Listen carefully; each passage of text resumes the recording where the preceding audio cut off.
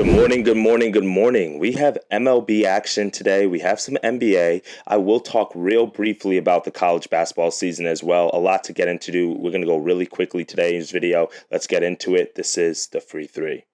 I love it, Noble. Noble, I also love your YouTube videos. I watched them while I was gone. That was fire. But getting paid because yesterday we had a full sweep. Mike going under, that was just icing on the cake. Why are we going to go in such a weak AFC South? Unless we have the NBA Blowout Association. Bang! Knicks take a 1-point lead with 13. When you hear the sirens, you know what that means. You got barbecue back there, and you didn't invite me. Hurt my feelings. What is up, my friends? It is your boy Noble Living back with another DUIF Bets video. I'm breaking down my favorite picks and plays of the day as we just try to get to the bag together and make some money. You guys see the mic, so you know what that means. I'm actually on the road. So we got to give you plays, though, because every day we're still betting. Every day we're still making money. I do appreciate you guys for tapping in. College basketball is kind of slowed down a little bit because we got our final four teams. All number one seeds. I mean, are we excited about that? I don't know if you guys are, but for me, I'm not really excited. But the good news is we still do have some 2 national championship futures pending on Houston and Florida, so that can make it a really good kind of March for us. Hopefully, this has been a good March for you guys. It's been up and down for me. We're going to go through a quick recap here and then also dive into the games for today. We're going to go really fast in today's video, guys, because I actually do have to run. But we have 3 best bets on the way. All money line, all parlays. They're not all money line parlays, but they're going to be all parlays, 2 team steam. So we're going to cook that up today, get to plus 100 value, and then we're also going to talk a little bit about the games over the weekend. All right. So over the weekend, it wasn't our best day, or weekend, I should say, but it was overall something that I wanted you guys to take a look at in terms of like angles, right? So you can see yesterday we finished a little bit down on the juice, and then over the weekend we finished just barely up on the juice, and then over the last 30 days, again, it's still been a very successful March for us. If I pull up specifically some of the picks that we were able to do over the weekend, I wasn't able to generate yesterday's picks, but yesterday's picks weren't too bad. We had Auburn on the money line, but we lost on Washington. I don't know why I threw the Capitals in there. I just threw them in there because they were a big favorite, and then Ovechkin going for the record. I should have just went the Knicks there and called it a day. They didn't include some of the other bets from yesterday, such as Auburn first half and Houston first half. That cashed. Houston full game. That cashed. On Saturday, you could see we got the plus 100 with Imanaga on the Cubs. We got another 2-team steam with Florida and Duke right here. So that's really been the strategy, guys. Really just looking for plus 100 value, whether it's taking first half money lines, whether it's taking full game money lines. And some of these, I've actually been throwing in some of the women games as well. As we can see, South Carolina made it to their 5th straight NCAA Final Four yesterday. UCLA made it to the Final Four yesterday. Both are number 1 seeds. We see UConn today. We see Texas is a number 1 seed today. So don't be scared, guys, to kind of switch it up. Throw some teams in there to get to plus 100 or damn near close. So this way you're not laying too much juice. And this way, if it does lose, you can still kind of recover and rebound, all right? So that's kind of what we've been looking at here. I'll kind of go more in depth tomorrow in terms of exactly what we've been looking at. We did cash our future on Houston to make the Final Four. It was only plus 125, so it wasn't like the best future that we had. But, I mean, you couldn't really get a lot of value on futures this year unless you kind of did some national championships. So we still have Houston to win the national championship pending at plus 700, and then we also have Florida to win the national championship at plus 300. So we still have 2 of those. So hopefully we can get those wins against Auburn and Duke, and we should be good to go. All right. So for today's video, I'm not going to touch on college basketball, but I do want to talk to you guys real quickly about these games. This is the CBC, the College Basketball Crown. These games are going on today. You can see we start at 3 o'clock, and then we got one at 5:30, one got at 8:30, one at 11. I don't know what to take of these games. I read a few reports from the coaches, from the players. I read a few articles about like what the game plan and the strategy is. None of these teams really care. They're going to really just roll the ball out there and just see what happens. Most of these teams have been on spring break over the last few weeks. They haven't played any basketball, maybe got some shots up. They haven't really practiced. I read a few reports that like some of the teams like Nebraska started practicing again like late last week. So take that with a grain of salt. A lot of the analysts and experts are saying take the overs for the first few few games, and then defense should probably start showing up a little bit later on in the tournament. This is an NIL tournament. This is the first time we're getting one of these. It's a huge incentive for the players in terms of to get paid, but I don't know necessarily what the motivation is there besides that. So pump your brakes, guys. Don't go too crazy on the CBC. If I had to take one over today, it would be in the Nebraska-Arizona State game, as both of those offenses are pretty good, and they do like to play normally fast-paced in general. I do lean Utah as they are the better team against Butler, but again, we don't know exactly what motivations these teams have, so just take that with a grain of salt in terms of the CBC, all right? So for today, let's talk about the NBA, and let's talk about Major League Baseball real quickly. We're going to dive into player props in the Major League Baseball slate throughout the season, so make sure you guys stick with us. I need a little bit more data, all right? Like right now, I feel like I'm just shooting blindly if I'm taking pitching outs or if I'm taking hitter parlays and stuff like that. I just need a little bit more data, or I'm going off of last season, which can be hit or miss. So if you guys tapped into the live stream, I do appreciate you guys for tapping in right now to the live stream. Good to see you this morning, Day. Good to see you, Extraordinary Picks. Here's an early money line parlay for you guys. I'm taking the Twins on the money line. Let me zoom out real quick. And I'm also taking the Phillies on the money line. That gets you to plus 111. So I'm taking both of those guys in my early money line parlay. You can see this game starts at 2 o'clock Eastern time. This game starts at 3 o'clock Eastern time. Take that with a grain of salt. I'm going to lock that in for our first best bet of the day, but that is not one of the first official free 3 plays. One of the first ones is going to be a later parlay later on in the day with the Mets on the money line and the Rays on the money line, and you can see that gets you to plus 133. Now, if you want to take all 4 teams in a money line parlay, be my guest. That is typically what I do in baseball. I normally go like 2 legs, and I go 3 legs, and I go 4 legs. And I'll go like 200 on the 2-legger, I'll go like 100 on the 3-legger, and like 50 to 75 on the 4-legger. Obviously, if one team lists on the 2, then that ruins the 3-4, so you got to practice bankroll management, but I'm only really doing that with games that I'm super confident in, but sometimes you can get to the point where you've got like plus 300, plus 250, plus 400 in baseball, and you've got 4 or 3 really big favorites that are parlayed together. Now, for these 2 matchups between the Mets and Marlins and the Pirates and Rays, both of these are more of plays on or fades on the opposing starting pitchers. So if we can look real quickly, the Mets have started off the year 1-2. Meanwhile, the Marlins are 3-1. But the Marlins are selling Carl Quantrill to the mound, and the Mets are sending David Peterson to the mound. David Peterson was probably like the biggest surprise story of last season for most bettors. His first 12 starts, he didn't lose at all. Like the Mets did not lose a game, I should say.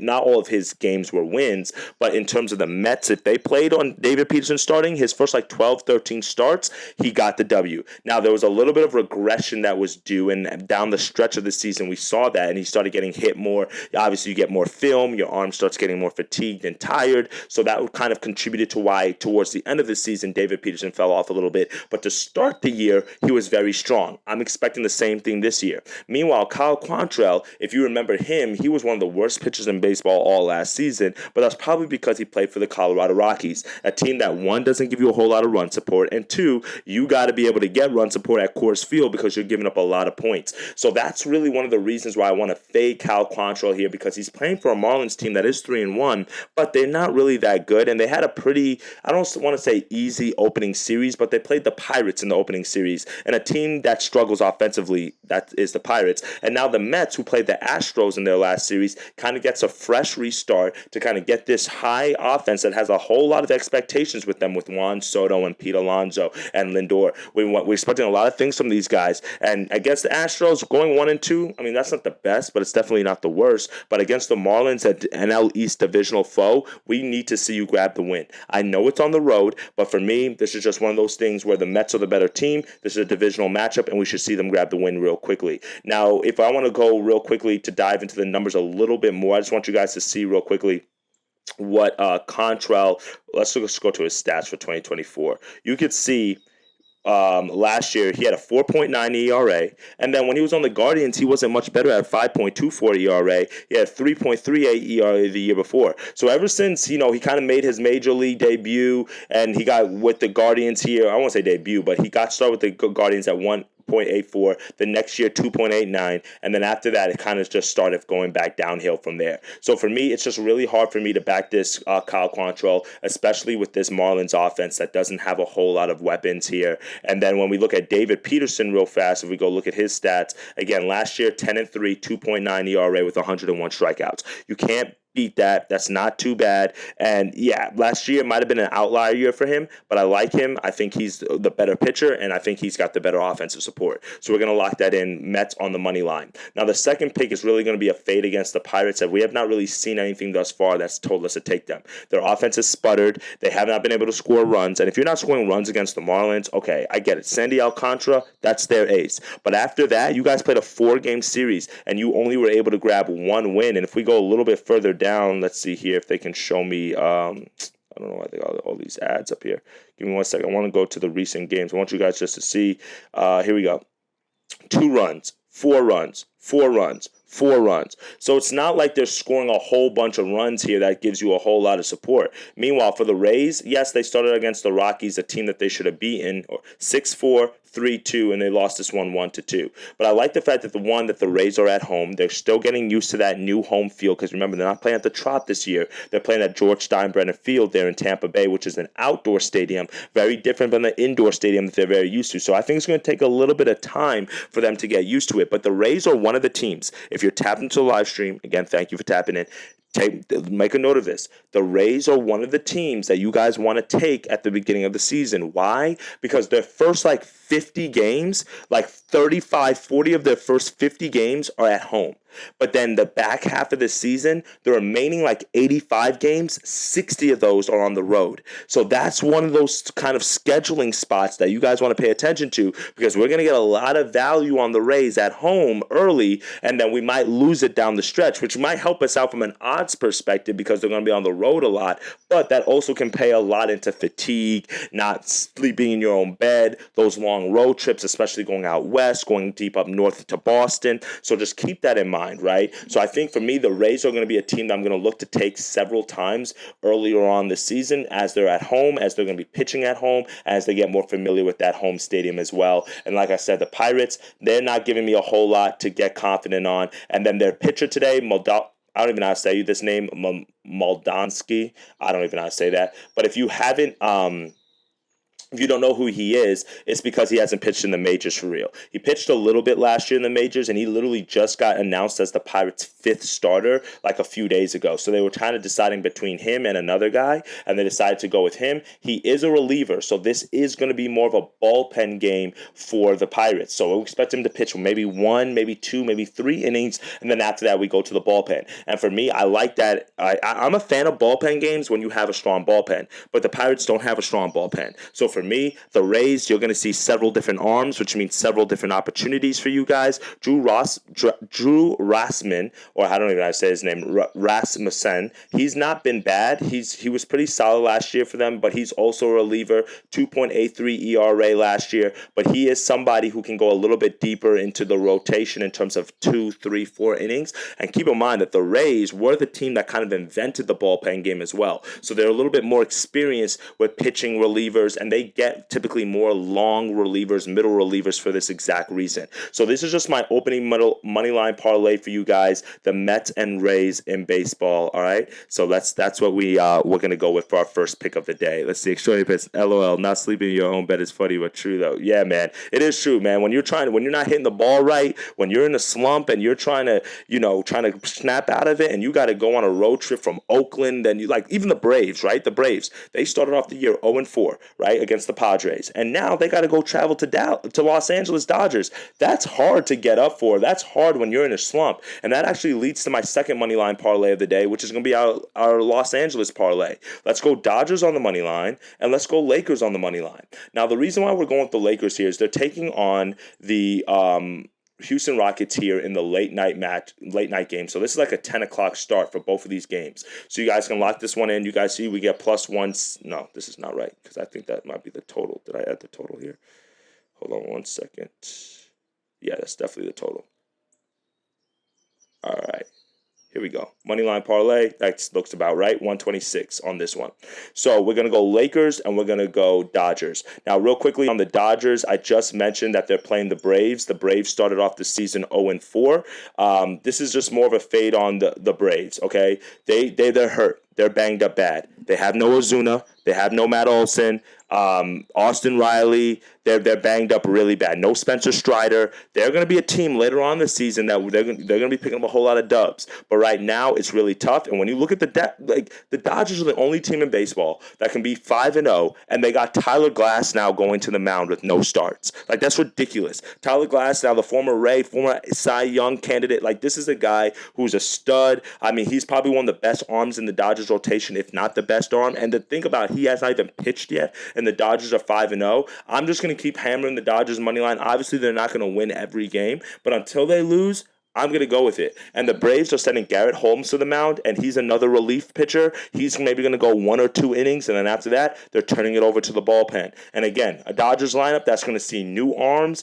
Mookie Betts, Otani, and this is a Dodgers team that don't even have like Freeman back yet. So just think about that, how deep this Dodgers team really can be. So when we're getting them at minus 200 before we're going to get, like, there's going to be times in the season where they play like the Rockies, it's going to be like minus 400, minus 350, and I'm not going to lay that type of juice. But right now, I'm willing to do it with a Braves team that's slumping a little bit. Obviously, it's the beginning of this year. It's the first series, so don't overreact to the first series, guys, because there have been times, even last year, the Dodgers got swept in their first series. They started off the years 12-11. They still went on to go win 90-plus games and win the World Series. So we've seen this story before. It's a very long season. It's a marathon, not a sprint. But for me, with Tyler Glass now on the mound, it's pretty hard for me to fade the Dodgers. He's just the better pitcher. And the Braves, they just don't have some of their best hitters in the lineup right now. Now, for the Lakers, if we go to the NBA standings, let's take a look at what's going on right now. The NBA season's wrapping up.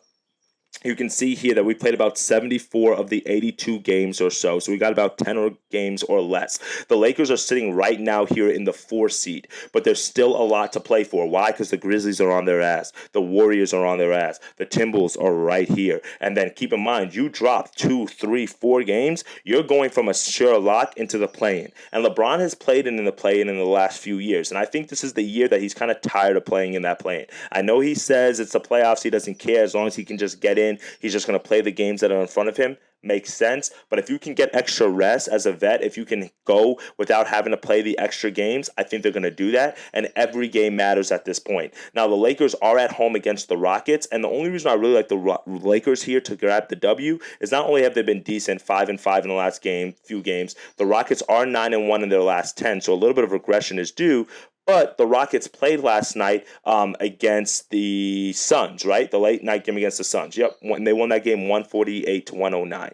Now, it helped that Kevin Durant did get hurt in that game. Dillon Brooks did get ejected in that game as well, so he should be a little bit more rested to go against Luka and LeBron. But I think just the situational spot, and then if you look at the remaining schedule for the Lakers real quickly, I just want you guys to see this, what they have coming down the pipeline. So they have to win the games that they can win. So, hold on, let's see, scroll down. They've got the Rockets, they've got the Warriors, they've got New Orleans, they've got OKC twice, they've got Dallas, the Rockets, and then Portland. So they do not have an easy cakewalk going down the regular stretch of the season. So for them, you can beat a team at home on the second night of a back-to-back after you just picked up a win against the Grizzlies and you had a day of rest in between. I like that. So that's why I really like the Lakers here. Then you get a few more days of rest before you take on the Warriors again at home. And then you got the back-to-back with the New Orleans. And then they'll probably lose these 2 games here or maybe split one of these. Dallas, they're not looking like, they're undefeated when Anthony Davis plays. They're 5-0 when Anthony Davis plays. So he plays again tonight. So we don't know. It's not a guaranteed win. And then you got the Rockets again here. And then Portland, they're scrappy as well. So for me, this is just one of those lays where it's a situational spot. Rockets coming off the second night of a back-to-back. Lakers need to grab a win. A lot of playoff positioning and seeding is on the line here. I like that. We're going to lock that in. The Los Angeles parlay for the second best bet of the day. Now, for our third and final bet of the day, I was mentioning the city of Los Angeles, so we might as well go to the NBA and take a look at the Los Angeles Clippers. Now, you guys know I like the Clippers. They are one of my sleepers teams in the West. I'm a big Kawhi Leonard fan. James Harden is probably one of my favorite basketball players of all time. So I'm really biased towards the Clippers, if I'm being honest. But they're good. They're 42-32. They've dealt with a ton of injuries this year. They have to deal with Kawhi wise load management, and they still find ways to win games, or at least be competitive. We saw them last night against the Cavaliers. They lost the game by 5 points, but they covered the 7.5 point spread. So they've been competitive. So what's the bet that I'm going with against the Orlando Magic? I don't want to take the Clippers on the money line, even though I do think they're going to win the game on the second half of the back-to-back. But we're just going to go with our builder lay of the day. It's a little ugly. It's a little cheeky. Same team. But I'm going to give you guys my mindset here, okay? So we're going to go Harden, 18-plus points, Kawhi, 20-plus points. Now, this is the mindset here. I did not know who to choose. Let's go to Doink Sports real quickly, and let's go look at some of the game logs. So let's go look at James Harden first. You guys know I've been tailing James Harden a lot recently on his points line. You can see his points is at 20.5 right here. And he's gone over this number in 8 of the last 10 games, averaging close to 25 points a game, including another 24 last night against the Cavaliers. So for me, given the fact that he's just been consistently an offensive weapon, and this doesn't even include the 50-point game that he had several weeks ago.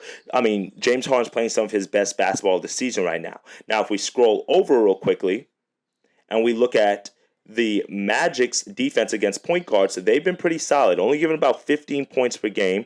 Only 2 of the last 10 starting point guards have gone over this number. But one of the reasons why we have like this is if we go to Fantasy Pros real quickly and we look at the points that the point guard position has been given up, you can see the Orlando Magic are top 5, top 6. That's why we've been hammering this spot point guards with the Orlando Magic recently. If you guys tapped into the channel last week, you guys know we were on Luka and LaMelo in that situational spot. So this is just the starting point guard numbers, though, guys. So that's why you have to kind of take some of these things with a grain of salt. Sometimes you're going to look at the number and say, okay, well, starting point guards have only gone over 2 of the last 10 games. No, but why would you take it? But if we click on similar players here, now we can find players similar to Harden. You can see that number goes from 2 out of 10 to 7 out of 10. And on average, 26 points per game, the Orlando Magic is giving up to players similar to James Harden. So we're not talking about just starting point guards here. Like, let's look at the difference here. The starting point guards of guys like Keon Ellis, Spencer Dinwiddie, Jordan Poole, Fred VanVleet. Nothing wrong with these guys. Darius Garland, Mike Conley.